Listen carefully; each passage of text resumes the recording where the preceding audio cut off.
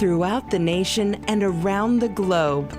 From his heart to yours, it's Dear James Live, bringing you intuitive insight, answers, and advice to your life questions. Hello, beautiful soul family, and welcome to Weekly Wisdom and Insights, your home for spiritually guided transformation and empowerment. I am your host, Dear James, and together with the unseen, Spirit, Source, and Symphony, we look at the current energies, we receive the intuitive wisdom and guidance, and we go as guided. And, there's a lot of powerful energies. We are in eclipse season. We are in that time frame of the Aries Equinox, eclipse season. It is the first day of spring in the northern hemisphere and the first day of fall in the southern hemisphere. And as we usher in, we're looking at three topics this week. We are looking at the number 13. It has to do with PURIM and the book of Esther and the power of the number 13. We're working with the Aries Equinox. And equinox in Latin meaning equal and night, meaning that the day and the night are equal. And it brings us to our main theme, which is shadow and light, that we are working with, and let me just bring this up, here we are, shadow and light, the Aries Equinox. And it's this beautiful image. You see all the shadowing on the left and the right sides of the image. And then here's the sun bursting forth in the center, illuminating the return of light, the return of our life force, our power. And so there's many beautiful aspects here that we're going to get into, because when we're dealing with the power of shadow work, that is so empowering, and it's not something to be feared. Shadow work, when we stand in our light and we utilize the shadow as an asset, as a tool, it reveals more of our light, more of our purity, more of our goodness. And that is what we're going to be focusing on. And it's our mantra, and I'm going to bring it up right now. My shadow reveals my light. And you see in the image, this beautiful image of the sky and everything, and yet smack dab in the middle is this equidistance, welcome calling, this equal day and night, this equal light and shadow. And so it's the premise and the power of my shadow reveals my light. Welcome, Alicia. The more we work with our shadow, and again, it is not to be feared. The shadow is not to be feared. It is an asset, it is divine, it is purposeful.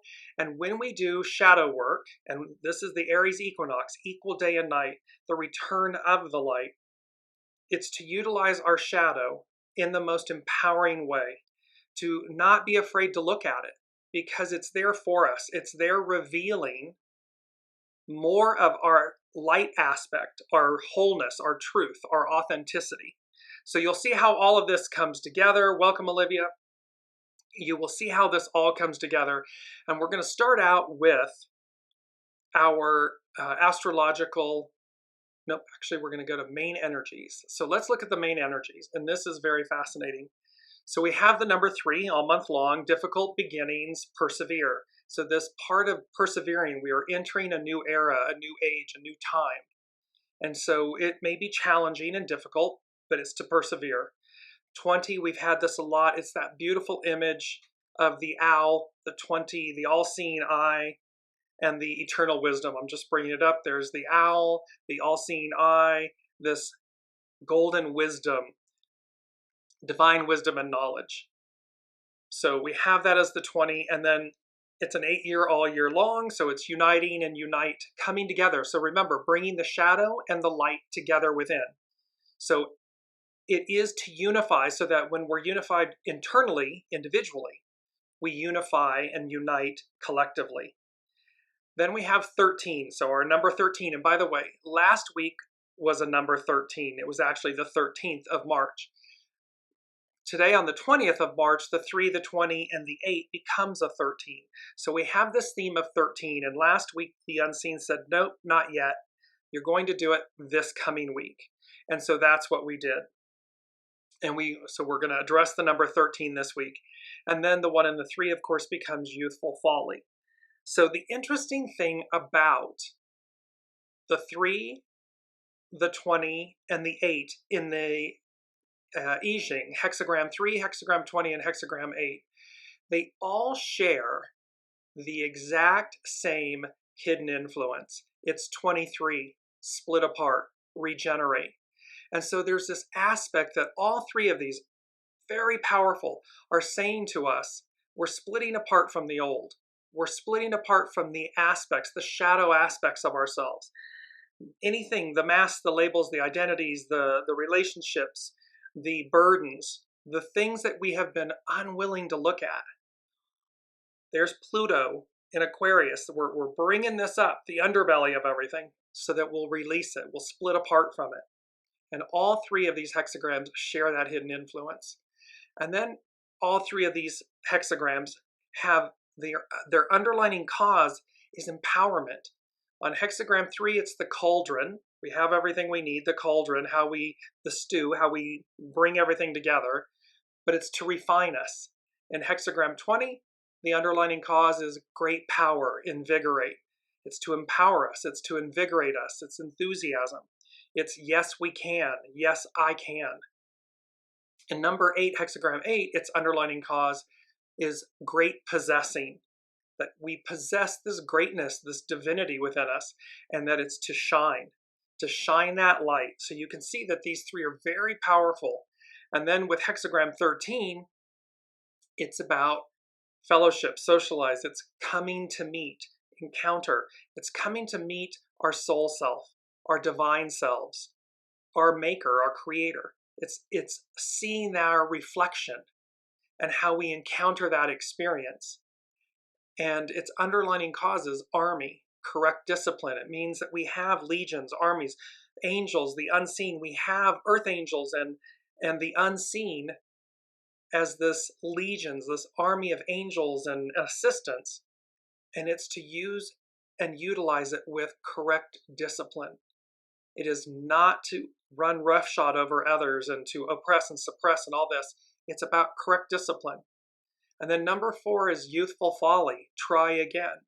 And so here we're at this precipice and changing from Piscean to Aquarian, and it's all about youthful folly, enthusiasm, be childlike, and try again.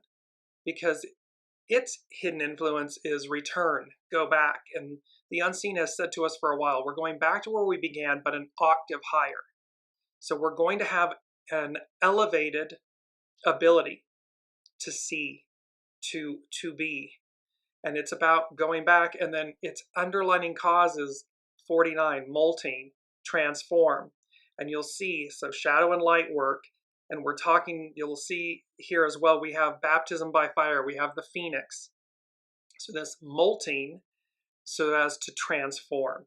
So there's just some powerful, I wanted to start off with the powerful energies that are present in this time. And then let's look at the astrological influences, because this too, again, is incredible. So today, it was late last night on the west coast of the United States into the early morning hours in Europe and the east coast and so forth. So it's the Aries Equinox at 0 degrees Aries. It's when the sun shifts, and it's the Aries point. So this is literally the beginning of the astrological year. It is the equal day and night. Well, then on the 25th, next Monday, we have the full moon lunar eclipse at 5 degrees Libra. So you're going to see how this Aries-Libra axis, because they are directly opposite each other on the astrological wheel. And this is where the north and the south nodes are. So where we're going, north node, what we're releasing, south node. So we have the Aries Equinox at 0 degrees Aries. We have the full moon lunar eclipse coming up at 5 degrees Libra. Then on the 1st of April, we have, and remember it's April Fool's Day, Mercury retrograde, and because it's from the 1st of April to the 25th of April. And so they had said to us, the unseen said, it's like an April Fool's Mercury retrograde. And it's the vision of, imagine like you're in a vintage convertible driving down an open road. There's no traffic. You're driving in the open road. sun, breeze, and everything. And the point of this Mercury retrograde is that the message is about advance, forward movement. You are driving forward. You are traversing forward. And then you're utilizing the brilliance of the rear view mirror and the side mirrors to see, to manage, to handle, to address what's behind us, what's coming. You know, there's that RE, put an RE in front of it. So we revisit, we relook at, we redo, but we don't do it where we're stuck or we're not moving or things are just going haywire. This Mercury retrograde is about forward advance, utilizing, harnessing the wisdom, the power, the ability, the gifts of the rear view mirror and the side mirrors while we advance, because we are advancing. And then it goes direct on the 25th of April. And there's an aspect about this, the unseen had said, about Christmas comes early, or Christmas can come early, meaning gifts, benefits, pleasures, things of this nature. So we have all of this, and I'm just going back to the astrological influences. So this Mercury retrograde, Mercury stations retrograde, 27 degrees Aries. And then on the 8th of April, we have the total solar eclipse. It's known as the Great American Eclipse. It is bookending, if you will, the Great American Eclipse from April of 2017. And they crisscross each other. So there's an X marks the spot. So this is at 19 degrees Aries. And then further into April, on the 20th of April, is that Jupiter conjunct Uranus at 21 degrees Taurus. Earthly, grounded. But you see from the 20th, the 25th, the 1st, the 8th, it's all Aries, Libra, Aries, Aries. There's a lot of fire. There's a lot of energy. And because Aries is ruled by Mars, and it represents the divine masculine, it's the creative force, and it's the aspect of us that says we go out and initiate, we go do things. Well, this is the same, and in order to do that purely, cleanly, we work with the shadow. We purify the shadow, the void, and the light. It is about purifying them, not eradicating them. We don't kill the ego, mind, personality. We don't kill the shadow. We don't ignore it. We invite it in. We make peace with it. We stand in the light and we open ourselves to say, let me see what's in the shadows, what's in the crevices, what's in the deep recesses of my being that I'm not wanting to look at, or that I'm willing to look at. More positively stated, look at it, because when we harness the shadow, it reveals our light. It reveals where we're off course, where we need to course correct. And it's okay. It's purposeful. It's there for a reason. It's only when we allow the shadow to obstruct us, or we become the shadow, we forgo the light, that the shadow becomes darker, heavier, an even denser shadow. To ignore the shadow will create this same energy. However, when we invite it in, when we open ourselves to it, it's one of our greatest assets. It's one of our greatest tools to see ourselves, to see others, and to see the world we live in. And let me just go to the first thing that the unseen said. They said, the choices we make, the wolf we feed, the world we live in.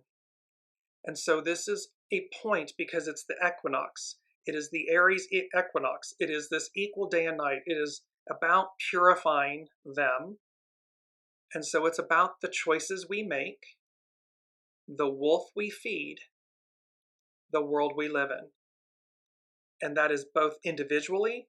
So, and think about this, businesses, corporations, institutions, governments, they exist because of people. People run them. They serve people. In their best form, they serve people. However, all of these institutions, businesses, governments, all of these things, they exist because of one thing: people. And so individually and collectively, the choices we make, the wolf we feed, the world we live in. It's a very powerful message from the unseen. And because it's the beginning of the astrological New Year's, this Aries point, the unseen is raising this to our attention. Kind of, again, this shake, rattle, and roll from a show or two ago, this shaking the roots of the tree. They're shaking us loose, free, awakened. They're waking us up and saying, do you get it? And the second thing they said was, because here's what's on offer. Do the shadow work. We make better choices. Feed the right wolf. And the world we live in, because they said the second thing they said was, miracles abound. Do you see them? Co-create them. So do you see them? Are you co-creating them? We have the ability. It's the magician in the tarot. We are great manifestors. We are co-creators with the divine. And they're saying to us, the unseen is saying, miracles abound. Do you see them? And they can be in the simplest, everyday, ordinary thing. The sun glistening off of dew on the grass is a miracle. It's beautiful. You can see the colors. Look at the fields with all the rains and everything, and we'll see all of these spring blooms and all of this color. Is that not a miracle? It's what do we see? What wolf do we feed? What choices do we make? And that dictates and represents the world we live in. So let's move forward. We have so much to cover. And again, just showing, bear in mind, Aries, Libra, justice. So it represents the scales of justice. And it's equality, it's relationships, it's the legal system. Because again, we're moving forward, Aries, the creative force, with correct discipline. Libra, harmony, balance, justice, equality, equal day and night, equinox. There's all of these messages. And again, with our mantra, my shadow reveals my light. So recognize that what's under, because remember, from the void, from the chaos, from the void, let there be light. So the light originates from the void. From the purity of the void is the purity of the light. And this is an exercise, this is a message about harmonizing and purifying the void and the light, the shadow and the light. And it's also, they said, the unseen said, this shadow and light, the Aries Equinox, and an era of transformation. So let's look at why. We're going to go to Chani Nicholas, the astrologer Chani Nicholas at ChaniNicholas.com. And she's just recently redone what she's calling the weekly. These are her weekly musings, if you will. And I found this so incredible and so on point. She says, I am always flooded by the Herculean effort it takes to interpret a half-baked theory that the most traumatized part of me has come up with. It's too tempting to run with it and construct a narrative where I am the victim, the persecuted, the misunderstood. It's too easy for me to think that life is conspiring against me, to take the emotional debris from the harm I've survived and project it onto everything in my life that challenges my ego. The thrill of being justifiably angry is too alluring for the small, trampled on, and taken advantage of aspects of myself. My inner bands of outcasts undoubtedly think that they will finally get justice once the full fury of their rage is unleashed.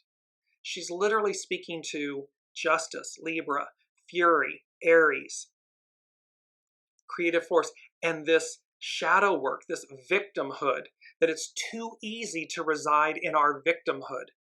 It's easy. It's why these messages by public people, by leaders in the public sphere, they speak to the least among us, to the shadow aspect, because it's cheap, it's easy.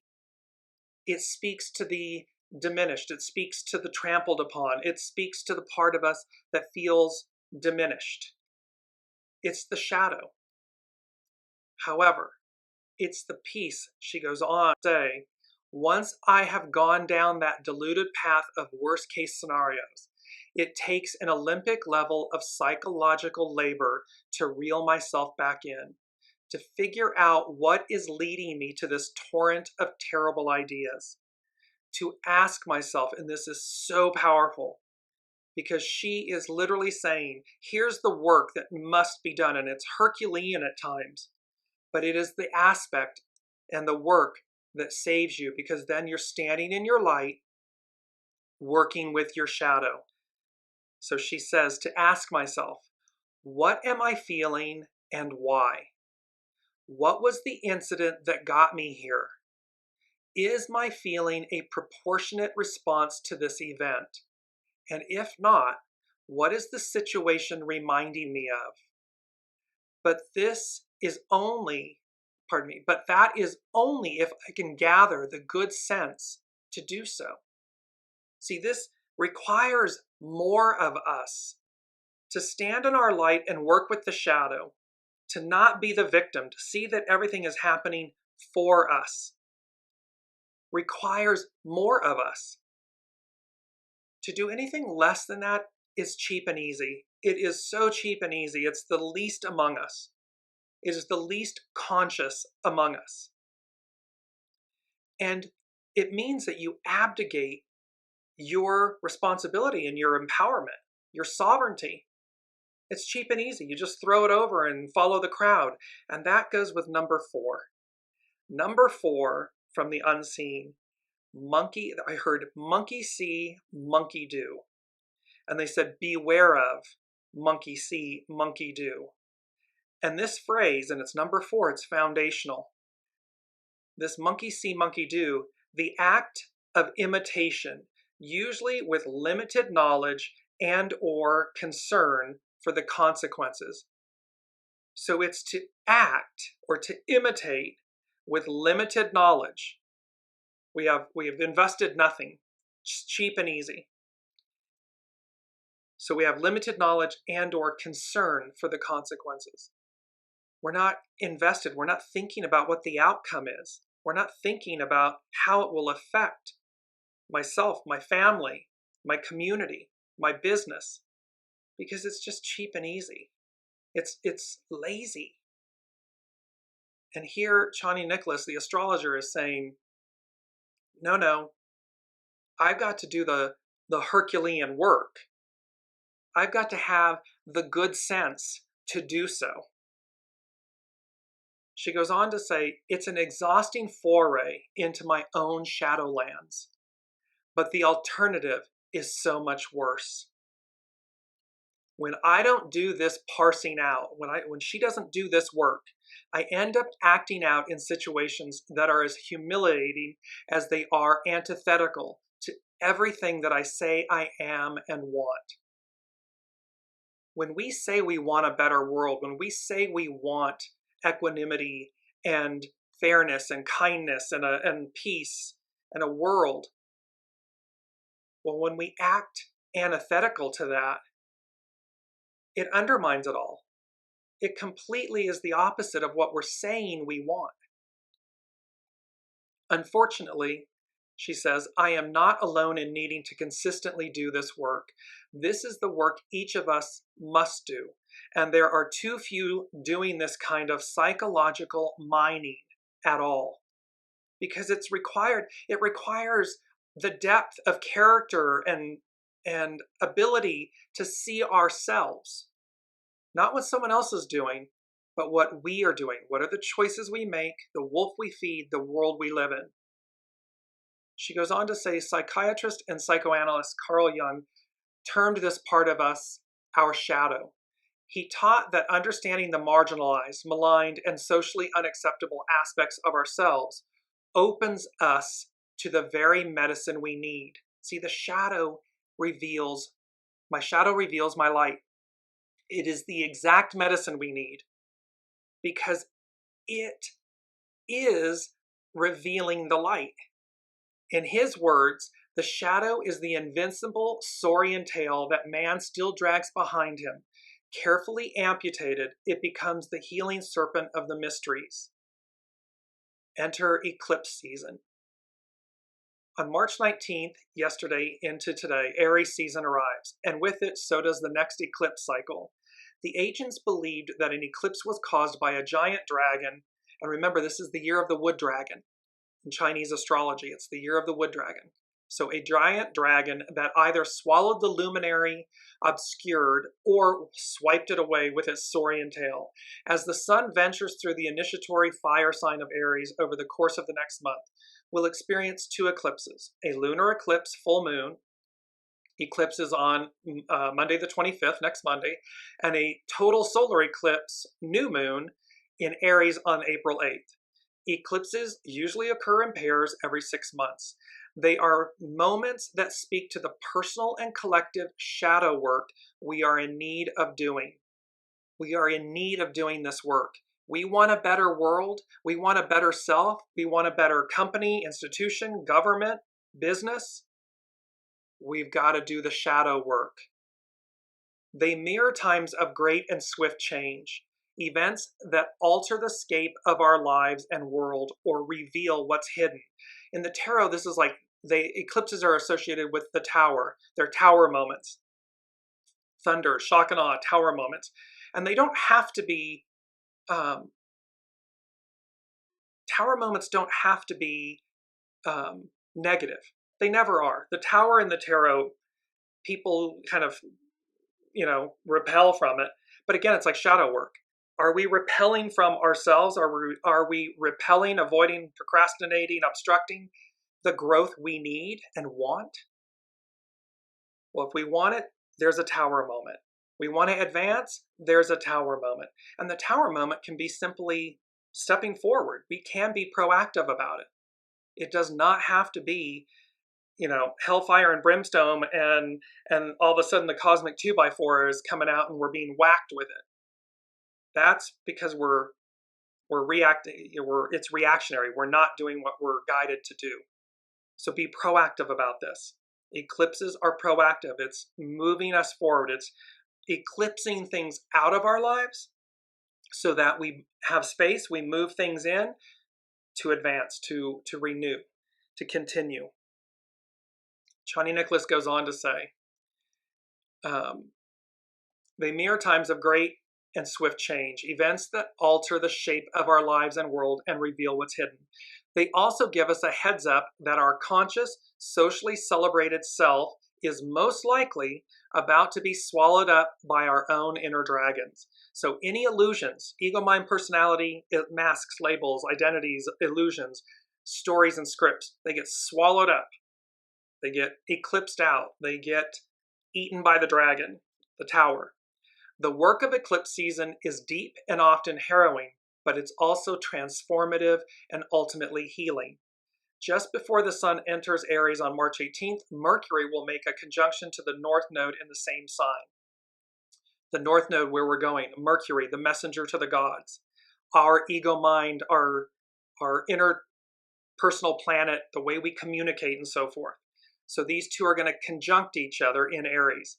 The North Node is a point in space that tells us where and when eclipses will happen. Thus, it's the point where April 8th's eclipse in Aries will occur.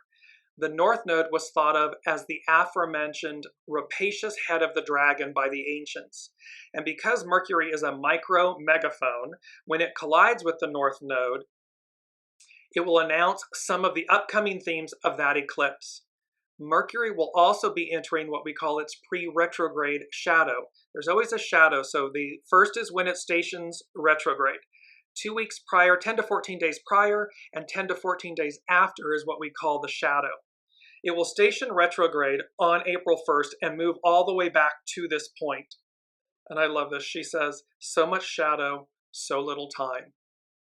So it's to be busy, it's to be proactive with our shadow work during this time because it's starting the astrological new year.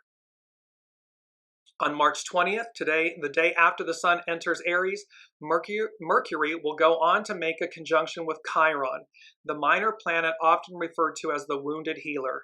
Here, the micro-megaphone will promote discussions about our deepest wounds, pain points, and the medicine needed to remedy them. Because Chiron was a centaur and was a renowned healer in the Olympian era and so forth of the mythology. So here's the micro-megaphone and the healer coming together so we can speak about it. We can actively participate. We can actively look at it. This Mercury-Chiron conjunction is a third foreshadowing of what is to come, as the April 8th eclipse will be exactly conjuncted. Aries represents the self, the energetic materialization of new life, burgeoning creativity, and relentless courage.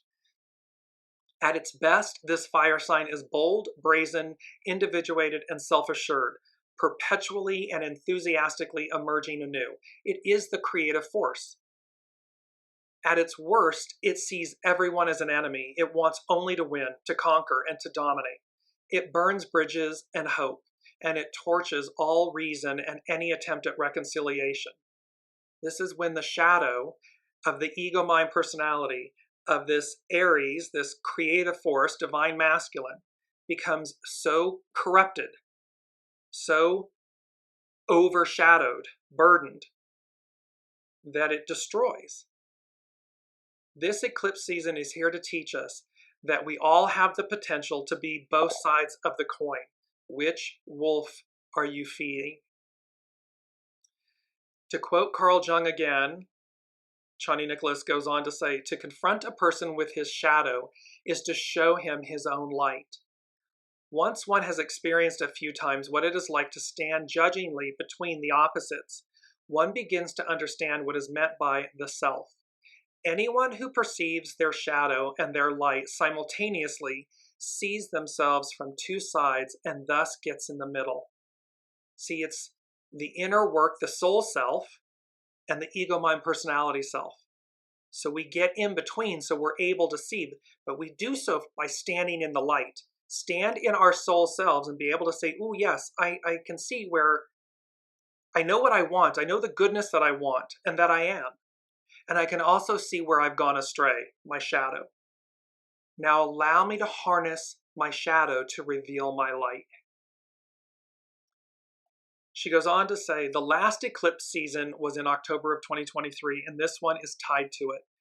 It's the next chapter. It's here to remind us that no one can do this inner work for us, that we can't buy our way into self-awareness and certainly not liberation. It's always an inside job. It is dependent upon the choices we make. The wolf we feed, the world we live in.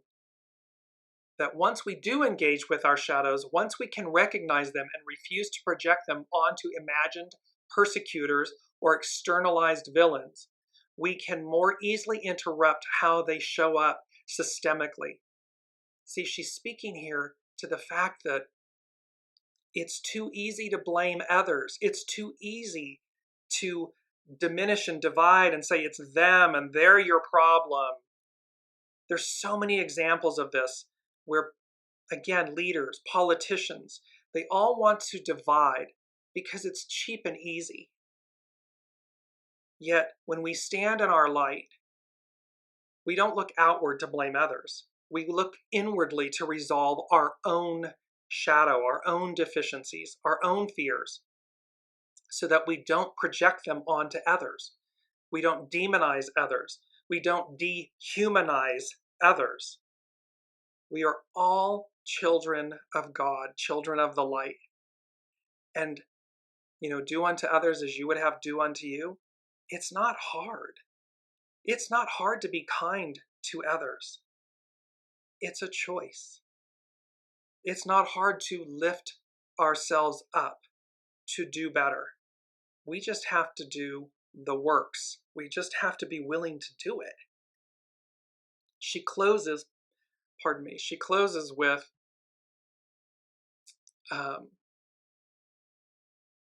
I hope and pray that enough of us have learned just how powerful and devastatingly misdirected, unhealed collective shadows can be, and that this knowledge makes us all more dedicated to our personal and shared healing. Because it is both personal and shared. And when we do not do the work to heal our own shadow, when we don't do our shadow work, it is an energy, it is a ripple. And I'm going to bring this up, it's our first quote. Everything in the universe is interacting and exchanging energy in some way. This is by the master. So recognize that when we do our shadow work and we purify, because we are purifying the shadow and the light, it ripples out. It's energetic, it can be felt. And when we don't do that work and we double down on it and quadruple down on it, and it gets louder and worse, that too ripples out.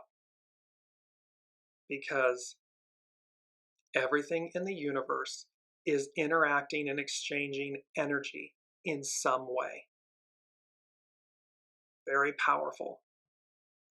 Let's move to, I'm just going to touch briefly with astrologer Pam Youngins and her North Point journal. And here's this beautiful photo that she's using by Zoltan Tazian on Unsplash. And she says, the Aries Equinox. The astrological new year begins on Tuesday, March 19th, when the sun enters the first sign of the zodiac. This is also the Aries Equinox, the day when the sun crosses the celestial equator in its journey north, and the inhabitants of planet Earth experience the hours of daylight and darkness as approximately equal. Equinox, equal and night, meaning the night is equal to the day. According to spiritual traditions, an energetic portal opens at the equinox, giving us the opportunity to align more fully with the cosmic flow. See, we have this opportunity at this moment. That's why the unseen is being so loud and present and forceful. You know, one could say Aryan, energetic, creative force, because they're shaking us. They're shaking us loose and shaking us awake to these truths. And this portal, this opening that says, now is the time. So this portal opens at the equinox, giving us the opportunity to align more fully with the cosmic flow. This is evidenced in physical terms by the fact that around the time of the equinox, in both March and September, we are more likely to see the aurora borealis. This effect is due to the tilt of the Earth in relationship to the sun at the time of the equinox, which allows solar wind to more directly enter cracks in the Earth's magnetic field. So the beauty of the aurora borealis and the northern lights and how they ripple, its energy, and it's rippling across. And we see it because it's piercing the magnetic field of Earth. Pam Youngins goes on to say, the eclipse next Monday. Although the lunar eclipse on March 25th is not on the calendar for this week's journal, we will be sensing the impact of the event building throughout the days ahead. Instincts, emotions, and psychic impressions may be more powerful, and we could find ourselves dwelling on the past, especially those situations and relationships that we are now ready to forgive and release. This coincides, so here's the eclipse, here's the Mercury retrograde, we're in the shadow of it. It's all about these things. We're driving forward and we're using the rear view mirror to navigate, to advance. She concludes with the unconscious is coming to the surface to be processed. So the unconscious, the shadow, these things that we have been avoiding or repressed or suppressed and so forth. They are being brought to the surface to be processed. And unexpected events, tower, eclipse, will motivate us to take action. See, they're going to, the whole point of this, of eclipse season, of the equinox, this resetting, an era of transformation. It's all coinciding. It's all kind of coalescing together. And remember, a few shows back, we had that planetary pileup. So it was all sitting there. It's like ready to rumble. It's ready to go. And then it's like a race when you watch, you know, on television, when you see a huge marathon or something. Everyone's all stacked up at the starting line. And then, you know, the shots fired to begin the race, and everything starts advancing. Everybody starts moving forward and running forward. It's an analogy of that. We're going to now move to the lucky number 13. And this is another aspect that is coinciding with this time. And as I said, the number 13, and it's lucky number 13. And you notice like buildings, oh, it's bad, it's bad, it's bad luck. It's not.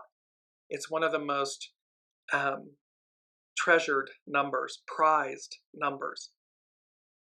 It's like the skull and crossbones. You know, society, powers that be, have corrupted these symbols so that we would not look at them.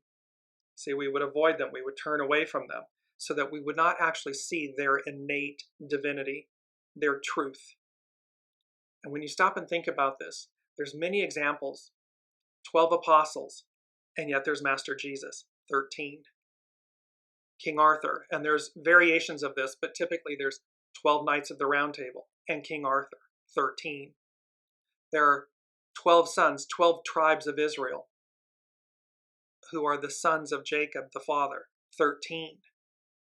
In the lunar calendar, there are 13 months of 28 days each, which comes to 364, with the one day, quote unquote, out of time. So you see way back these representations of the number 13. This coincides with the book of Esther, and it also coincides with what's called PURIM in Hebrew, which has to do with the book of Esther. So here we are. The number 13 is often, and this is from BibleStudy.org, the number 13 is often thought of as being unlucky, with many people avoiding it entirely. There is a fascinating story in the Bible, however, that shows 13 was not only accepted as lucky, it became the basis for a yearly celebration, Purim. We begin our lucky 13 story in the book of Esther, where the number appears more times, 6, than any other biblical book. Persian king Xerxes I promotes a man named Haman to the powerful position of prime minister. This promotion makes him the second most powerful person in the vast empire. Haman soon becomes enraged, however, when a Jewish official named Mordecai refuses to follow the king's command to bow and revere him like a god. His fierce anger moves him not only to seek revenge on Mordecai, but also on all the Jews throughout the empire.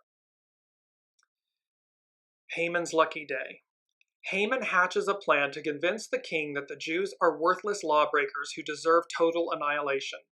Being a superstitious person, he decides to find which day will prove lucky for his evil scheme of genocide to succeed. Starting at Nisan, Abib, the first month of the Hebrew sacred year, Haman has lots called pur. So this lots, casting lots. So Haman has lots called pur, cast each day to determine which one might be lucky. He continues this practice for a number of days until, on day 13 of the 12th month, Adar, he receives the sign he has waited for. It is on this day of the month that he plans to fulfill his revenge against the Jews. It is possible Haman also decided to appear before the king with his accusations and murderous plan on the same day the lots came up lucky. He almost certainly needed such favor, as Persian kings made it illegal for anyone to approach them on their throne unless they were summoned. Those who dared break the law of the king would receive an immediate death penalty from axe-wielding guards. Even Queen Esther had to have the king extend her special favor through his scepter before she could safely come to him. An edict of destruction. Haman approaches the king and receives the permission he desires to destroy the Jews. He then waits until his lucky day 13 arrives the following month, Nisan, before having the royal scribes write the official edict declaring all Jews should be destroyed on the 13th day of Adar. The edict is then immediately sent to Persian officials, with copies posted for all people to see. Haman's edict is unusual and especially brutal. It is not only delivered to those working for the king, it is also posted in several languages, in all 127 provinces for everyone to read. All Jews, including women and children, regardless of age, were to be murdered by the empire's non-Jewish residents. As an as a further incentive for carrying out this demonic order, anyone who killed a Jew was allowed to take their land, cattle, and any other possessions as spoil, destined for failure. Haman's luck begins to run out, however, when both Queen Esther and Mordecai, both Jewish, get involved to save their people. Additionally, though not directly recorded in the Bible, God seems to have had a hand in certain perfectly timed events that turned the tide against Haman. Haman is executed less than 2.5 months after recording his edict of death. Queen Esther then quickly arranges for the king to write a new edict. This decree authorizes all Jews to defend themselves on Adar 13 against all those who would do them harm. When the day arrives, even the public officials defend the Jewish people from being slaughtered. A day to remember. The number 13 would ultimately prove lucky for the Jews. They not only were spared destruction, they were able to rid the empire of all those who hated them. Their influence in the empire also grew tremendously, in large measure due to Mordecai replacing Haman as the prime minister.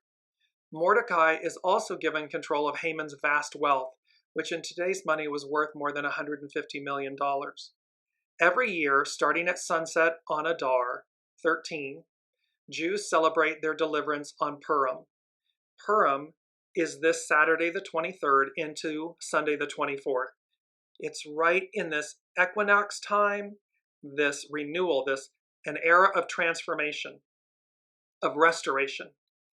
The eclipses are occurring. All of this is bam, bam, bam, bam, stacked up contained within this moment. The holiday's name is the Hebrew plural of the Persian word for lots, pur, which, though initially used to seal their demise, became a reason to celebrate their luck. Now, so keep in mind this lots, pur and lots. And we're going to go to, this comes from Stephen Gola on faithwriters.com. The number 13 is a number of great promise and blessings given by God. The number 13 promise is a twofold promise. It always involves humankind, and it always involves God. It always has seasons, times, and circumstances in which God and man participate. The number 13 does not mean evil, but rather it is a most powerful God-given promise that will change the world forever. Some of the aspects of the promise are: the promise is always initiated by God and destined to change the world forever. Concerning man, to obtain the promise is beyond hope. It's impossible, meaning it's beyond man's control. It is not something that they can bring about. It is brought about by higher hand, the unseen, God. Concerning God, the chosen opportunity to manifest his plan of blessing and change, meaning it is upon God, higher source, the unseen, it's their chosen opportunity to manifest their blessing and change. The number 13 promise always brings excitement, hope, and desperation for the promise to be filled. Desperation because it's outside the control of man to effectuate it. We can align with it. We can, as Esther and Mordecai did, act, but the ultimate deliverance is source, God.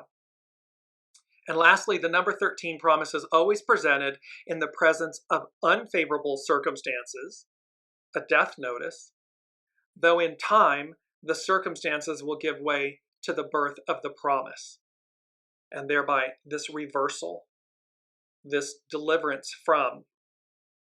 And so number 3 with the unseen, they said, rising, rise like a phoenix from the ashes, renewal awaits. And with that, number 3, I then heard baptism by fire. So this rising, and it's number 3, so in association with the Trinity, a Mother, Father, God, Holy Spirit, the Father, the Son, the Holy Ghost, This rise and rising, rise like a phoenix from the ashes. See, from the ashes, molten, with the hexagram, this molting from the ashes, renewal awaits. So again, individually and collectively. Individually we act, collectively we receive, we advance. We do so micro and macro, we do it together in this baptism by fire. And this is from the phrase baptism by fire is from John the Baptist in Matthew 3:11. And it says, I indeed baptize you with water unto repentance, but he that cometh after me is mightier than I, whose shoes I am not worthy to bear. He shall baptize you with the Holy Ghost and with fire. See, that's the Holy Spirit. It's Pentecost. Pardon me, I got it. It's Pentecost. It's where the Holy Spirit, and it's depicted, when you see Pentecost, it's depicted where there's flames above the participants' heads, which means, and it illumined them, it expanded their consciousness and their abilities. And so the unseen is saying to us, rising, rise like a phoenix from the ashes, renewal awaits. And this renewal is baptism by fire. And it descends, it comes from the heavens above, from source, from God. And there's an attachment, there's an association, is maybe the better correct word, with this number 13 and this casting lots. So let's look at the astrological chart for this Aries Equinox. And when you look just slightly, it's right about 1 o'clock. You'll see on the upper right-hand side of the astrological wheel, you'll see a circle with an X in the middle of it. And that is the lot of fortune. That is the symbol for the lot of fortune. And the corresponding hexagram for that symbol, 3 old masters hanging on the wall of a special room in an art gallery. The keynote is the need to return to source during a confused search for new value in a chaotic society. We're going back to where we began, but an octave higher.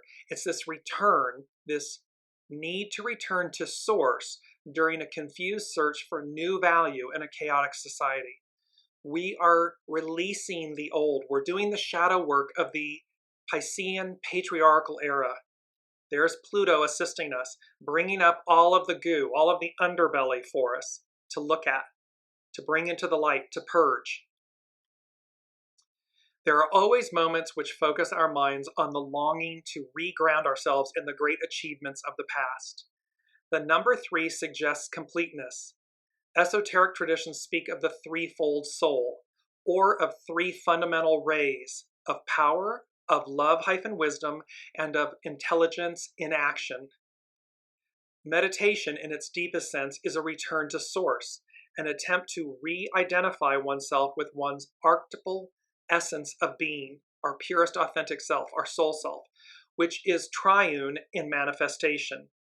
And now, after confused but challenging wanderings, to identify oneself consciously with this essence. So as we've gone astray, these wanderings, we come back, these challenges. And again, the shadow is an aspect, a tool to assist us. It's there for us. Don't run from your shadow work. Don't run from your shadow.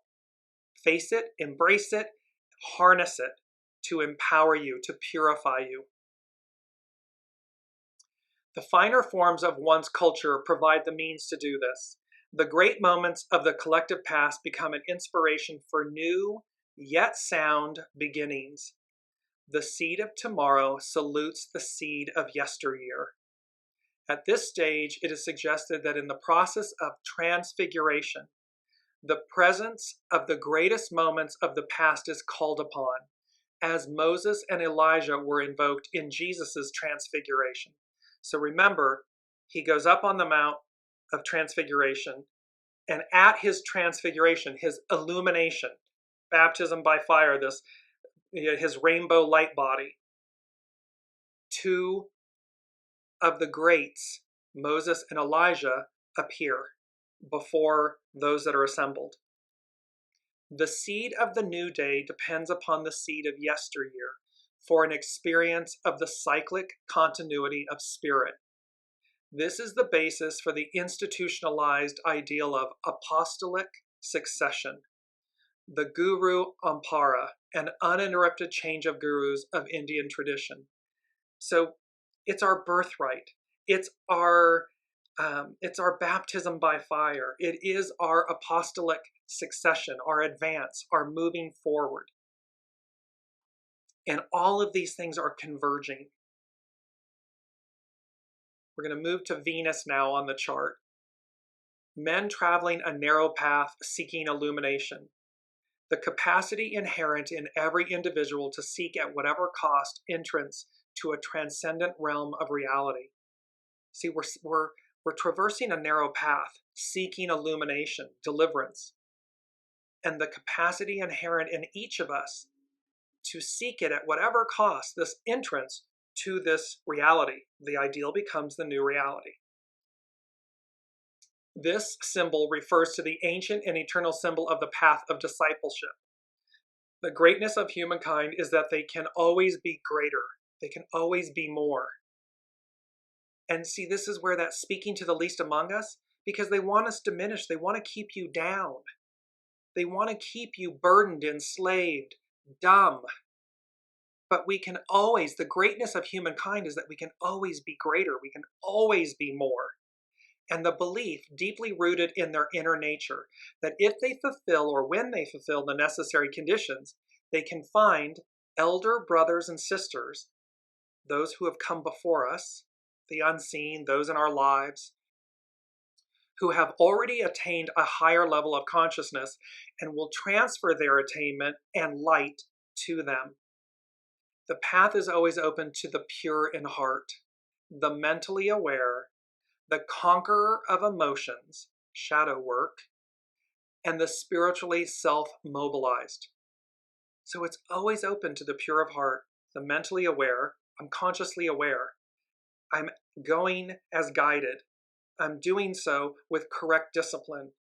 I conquer my ego, mind, personality, my emotions, my fears, my shadow, and the spiritually self-mobilized. I'm proactive about it. This symbol represents a new level of consciousness. Humankind is always in the making and remaking. They can always go further. They can always reach beyond. But they must take the first step. Pardon me. Someone can show them the path, but they alone must do the walking. Thus the Zen injunction, walk on. So this says to us, it's always an inside job. It is for us to do. No one can do it for us. And it is based upon the choices we make, the wolf we feed, the world we live in. It is the result of that.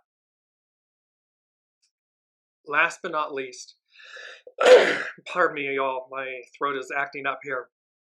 An ancient sword used in many battles is displayed in a museum. This is Saturn, the great teacher. Through the effectual use of their will, a consecrated person can become a symbol of courage for all those who follow in their footsteps. Willpower is the ultimate spiritual weapon, and its undeviating use is the certification of individual worth. Wherever found, this symbol emphasizes the imperative need to make use of the will in meeting the basic challenges of the inner life as well as outer adversaries. It is about harnessing our willpower in service, ego, mind, personality, willpower in service to soul source connection, thine will, higher will. With this symbol, we see singled out and strongly emphasized the one power in humankind, which is an assurance of victory in the contest generated by social, or occult wisdom processes in which they have become an active part. The individual must use willpower, yet it is not really their own once they operate at a spiritual level. See, it's not our will, ego, mind, personality will. It's spiritual will, higher will. It is God's will operating through them, which focuses its thrusts. It is, occultly speaking, the power of the brother-sisterhood, the energy of the whole operating through the one pointed individual who has made this choice, this awareness to surrender so as to be the most empowered. The messages here, this is Aries, it's Aries season, the Aries Equinox. It's the ram with the golden fleece. It speaks to when Hermes sent Jason, and it sends it to Nepheli, and it also speaks to Jason in the Argonauts. So we have this golden fleece that's sent from above. We have Libra, the balance of heaven. This is by the Babylonians. It's 1,000 years. It predates by 1,000 years its more current use. So its original use of Libra is the balance of heaven, equal, as above, so below, the yin and yang symbol. My shadow reveals my light. And the opportunity that is here, that's present, and we're going to close with this last quote. It's the beauty of the fact that life becomes brilliant when purpose is a light that shines upon it. The purity of purpose, the authenticity of purpose. That life becomes brilliant when purpose is a light that shines upon it. And you see how the light in this image is piercing the darkness, and it is illuminating nature. It is illuminated, it is nourishing. The light, the sun, this life force nourishes us as humans, and every living entity, aspect, its energy is our life force. So life becomes brilliant when purpose is a light that shines upon it. This moment in time, this Aries Equinox, the upcoming eclipse season, PURIM, the number 13, the 13 promise, this era of transformation. The unseen is calling upon us, and I don't even know that that's the right phrase. As much as they're calling upon us, they are shouting at us. They are shaking the tree of life, the roots. They are shaking us loose, free. They are awakening us. And that is the power of this message, because again, at some point, this rise like a phoenix from the ashes, this renewal awaits, and this baptism by fire, and this whole new world, a whole new way, is upon us. It's present. And they are doing everything they can. The unseen is doing everything they can to wake us up, to shake us free. However, it is a personal choice. The choices we make, the wolf we feed, the world we live in. That comes down to individual will.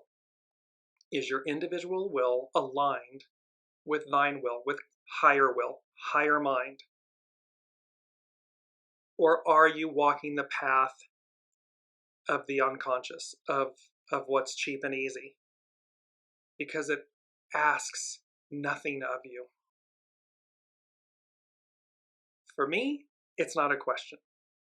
It's higher path, do the works, do the shadow works, choose the higher octave, knowing that that is the world we will live in.